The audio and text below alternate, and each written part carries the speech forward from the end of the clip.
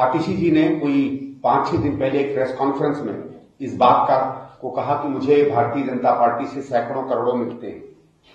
तो मुझे याद आई कि पिछले 10-12 साल से जिस तरीके से इन्होंने विधिवत तरीके से, नियमित तरीके से कांग्रेस पे, मुझ पे, मेरी स्वर्गीय माताजी पर जो एक एक करके हमले किए थे भ्रष्टाचार के, उस पर मैं आप लोगों द्वारा उनसे सवाल उठाना चाहता हूं और कुछ सवाल पूछना चाहता हूं। और इनसे कहा था कि आपके पास 360 पेज के सबूत हैं, उन सबूतों का आप क्या कर रहे हैं? तो केजरीवाल साहब ने वो सबूत सामने किए और वो सबूत क्या थे? वो 360 पेपर की कटिंग थी। ये शायद पहला व्यक्ति होगा जो पेपर की कटिंग को बतौर सबूत प्रस्तुत करता है। मेरे लॉयर साहब से मैंने बात की है और मैं आतिशी जी और संजय सिंह के खिलाफ, दोनों के खिलाफ क्रिमिनल और सिविल डेफोमेशन का मामला लेकर जा रहा हूं। कांग्रेस पार्टी जिंदाबाद, राहुल गांधी जिंदाबाद, प्रियंका गांधी।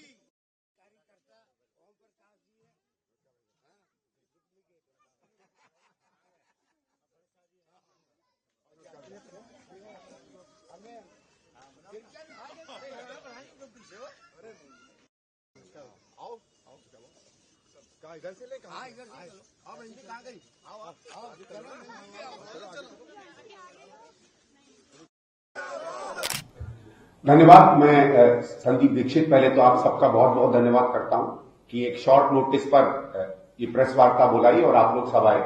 मैं तमाम मीडिया बंधुओं का, प्रेस बंधुओं का सबका स्वागत करता हूं। मेरे आज प्रेस कॉन्फ्रेंस के दो मुख्य उद्देश्य हैं। एक तो आतिशी जी ने कोई 5-6 दिन पहले एक प्रेस कॉन्फ्रेंस में इस बात को कहा कि मुझे भारतीय जनता पार्टी से सैकड़ों करोड़ों मिलते हैं। तो मुझे याद आई कि पिछले 10-12 साल से जिस तरीके से इन्होंने विधिवत तरीके से, नियमित तरीके से कांग्रेस पे, मुझ पे, मेरी स्वर्गीय माताजी पर जो एक एक करके हमले किए थे भ्रष्टाचार के, उस पर मैं आप लोगों द्वारा उनसे सवाल उठाना चाहता हूं और कुछ सवाल पूछना चाहता हूं। और 12-13 साल से जिन सवालों का मैं जवाब पूछ रहा हूं, उनका समय आ गया है, या तो आम आदमी पार्टी उन सवालों का जवाब दे या फिर ये सवाल कम से कम पूछने को बंद करे। दूसरा क्या है, मैंने देखा है कि 10 साल बाद जो सरकार आई है केजरीवाल साहब की, वो अपना हिसाब किताब दे रहे हैं। तो कुछ इंटरव्यूज देते हैं, कई जगहों पर बात करते हैं और उन्होंने कई आंकड़े जनता में फेंकने शुरू किए हैं कि किस तरीके का उन्होंने विकास किया है पिछले 10 सालों में। और मैं आप लोगों से थोड़ा सा समय चाहूंगा, उन्हीं के आंकड़ों को मैं उन्हीं के सामने प्रस्तुत करता हूं और ये आप लोग तय करिएगा कि क्या ये लोग कहते हैं, क्या नहीं कहते। क्योंकि दिक्कत क्या है, दिक्कत ये नहीं है कि कोई सरकार अपनी बात को बढ़ चढ़ कर बताती है, तो दिक्कत है अगर सरकार सीधे सीधे झूठ बोले, और मैं तो कहूंगा आदतन झूठ बोले, तो बहुत बड़ी दिक्कत होती है। और अंत में 2-1 पॉइंट उसके बाद रहेंगे। इन्होंने, आपने देखा होगा, कोई 5-6 सीएजी की रिपोर्ट्स आई थी जो इन्होंने सार्वजनिक नहीं की, असेंबली में नहीं दी। कुछ मित्रों ने इधर उधर से उसके कुछ अंश मुझे दिखाए हैं। उन अंशों पे, उन रिपोर्ट्स पर हम लोग बाद में पीसी करेंगे क्योंकि फिर बहुत लंबा हो जाएगा। लेकिन उसके 2-1 चीजें मैं जरूर निकालकर आपको दिखाऊंगा जिससे पता चलेगा कि पिछले 10 साल में किस तरीके से इस सरकार ने अपने काम किए हैं। सबसे पहला जो एक सवाल ये बार बार करते हो, इस पे सवाल पूछना इसलिए आवश्यक है क्योंकि इस बात को लेके ये करप्शन की सारी चीजों को मोड़ते हैं। ये कहते हैं कि साहब हमारे पास एंटी करप्शन ब्यूरो नहीं है, जिस कारण से हम कुछ नहीं कर पाते। तो मैं इनसे पूछना चाहता हूं कि आपने इस देश में हल्ला खड़ा कर दिया था लोकपाल के नाम पर, तो दिल्ली में लोकायुक्त तो है। अगर आपके पास फाइलें थी, आपके पास सबूत थे, तो आप लोकायुक्त के पास क्यों नहीं गए? आपने हाईकोर्ट में चिट्ठी क्यों नहीं भेजी? आपने एलजी साहब को क्यों नहीं किया? और मैं एक उदाहरण देता हूं, 2012 में जब कोल का स्कैम आया था, तो मैंने एक चिट्ठी लिखी थी सेंट्रल विजिलेंस कमीशन को, जो उसके बाद सीबीआई को गई, और जितने भी 18-20 केस कोल में चल रहे हैं वो सब केवल एक मेरे पत्र के ऊपर चल रहे हैं। आज भी उन पर केस चल रहा है। तो यही केजरीवाल के पास अगर एक बार अगर आपका भी सबूत था, तो मैं आज पूछना चाहता हूं क्यों वो सबूत बाहर नहीं आए? ये 360 पेज का एक सबूत लेकर घूमते थे शीला जी के खिलाफ। ये कई बार लोगों ने मुझसे पूछा, इनसे पूछा, लेकिन कभी इनको प्रेस कॉन्फ्रेंस में से क्यों नहीं पूछा जाता है कि वो 360 पेज क्या थे? क्योंकि मुझे विजय कुमार मल्होत्रा जी ने एक बार बताया था कि भारतीय जनता पार्टी का एक डेलीगेशन गया था जब ये मुख्यमंत्री बने थे, और इनसे कहा था कि आपके पास 360 पेज के सबूत हैं, उन सबूतों का आप क्या कर रहे हैं? तो केजरीवाल साहब ने वो सबूत सामने किए और वो सबूत क्या थे? वो 360 पेपर की कटिंग थी। ये शायद पहला व्यक्ति होगा जो पेपर की कटिंग को बतौर सबूत प्रस्तुत करता है। मैं एक और इनसे प्रश्न पूछना चाहता हूं। आप लोगों को याद होगा जब कॉमनवेल्थ के खेल हुए थे तो उसके बाद सीएजी की एक रिपोर्ट आई थी।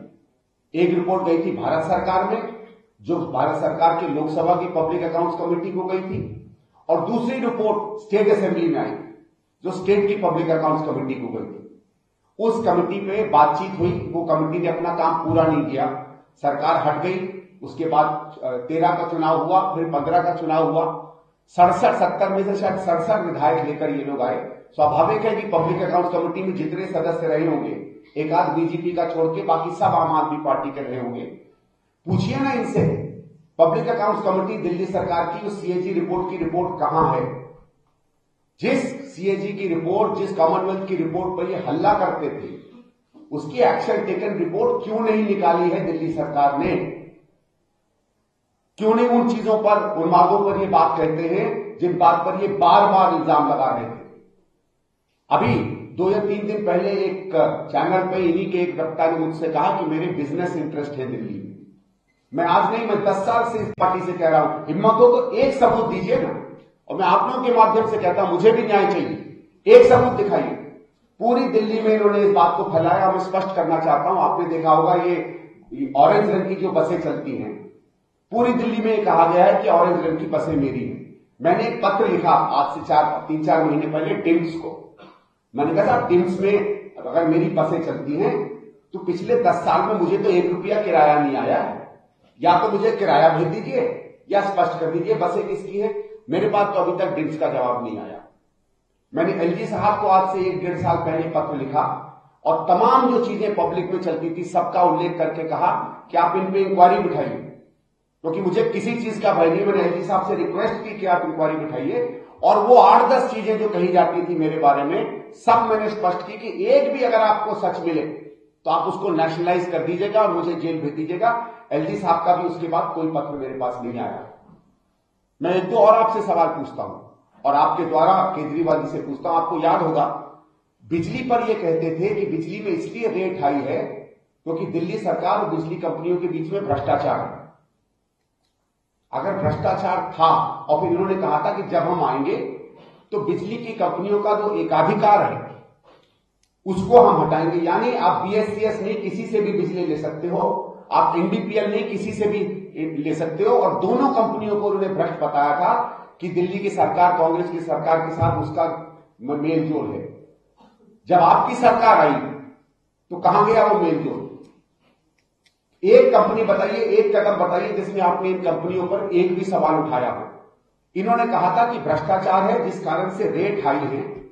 और पता नहीं आप में से लोगों को याद होगा कि नहीं कि 2013 में इनका यह वायदा नहीं था कि हम सरकार से सब्सिडी देंगे। इनका वायदा था कि यूनिट रेट कम होगा क्योंकि भ्रष्टाचार है इसलिए रेट कम है। 1 पैसा भी वो रेट कम नहीं हुआ। ये सवाल इनसे पूछने पड़ेंगे क्योंकि इन्हीं सवालों को लेकर इन्होंने शीला जी को और उनकी सरकार को ऊपर से नीचे तक बदनाम किया था और बदनाम हुई थी ये सरकार। और न केवल दिल्ली की सरकार, इन्होंने तमाम उन राजनेताओं पे सवाल उठाए थे जो आज इंडिया गठबंधन में इनके साथ खड़े रहते हैं, चाहे लालू जी हो, चाहे आदरणीय सोनिया जी हो, चाहे आदरणीय शरद पवार जी हो। ये मैं इसलिए पूछना चाहता हूं आपसे सवाल कि कोई तो इनसे जाके पूछे कि इतना बड़ा जो झूठ का शगुफा आप फैला रहे थे इसके पीछे के तथ्य क्या थे तब और आज। कितने बिजली के मीटर इनको तेज दौड़ते हुए मिले? रोज घूमते थे बिजली के मीटर लेके कि तेज दौड़ते हैं। इन्होंने कहा था हम इन्वेस्टिगेशन करवाएंगे, बिजली के मीटर बदलेंगे। मुझे आंकड़ा दे कि क्या एक भी बिजली का मीटर इनको तेज दौड़ता हुआ मिला था? इन्होंने कहा पानी के मीटर तेज दौड़ते हैं। मुझे याद है केजरीवाल साहब ने कहा था इनमें हवा भी मार दो तो घूमेंगे। कोई इंजीनियर इस तरीके की बेवकूफी की बातें करे? भाई हवा में प्रेशर होता है, मीटर प्रेशर से घूमते हैं। हवा डालो या पानी डालो मीटर घूमेगा। लेकिन चलिए साहब, कहां की इंजीनियरिंग की है उनको मुझे तो नहीं समझ में आती है। पब्लिक में आप जो चाहे बोलते हैं। कितने मीटर बदले हैं? डीटीसी की बसों में इन्होंने कहा था कि इन्वेस्टिगेशन करेंगे। कहां से वो इन्वेस्टिगेशन हुई है? मैं बहुत सीरियस रूप से इनसे कहना चाहता हूं कि एक भी सबूत आप बता दीजिए और मैं मान जाऊंगा।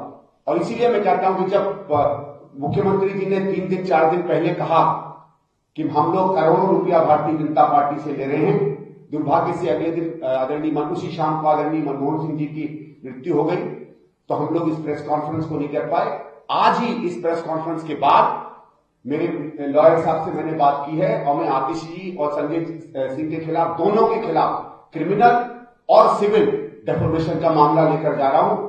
और मैंने कहा है कि आप मुझे 10 करोड़ रुपया दीजिए, वो 10 करोड़ रुपया में 5 करोड़ हम यमुना क्लीनिंग में देंगे, यमुना जी की सफाई के लिए डोनेट कर दूंगा, और बाकी का 5 करोड़ जो हवा जहरीली हो रही है उसके लिए डोनेट कर दूंगा।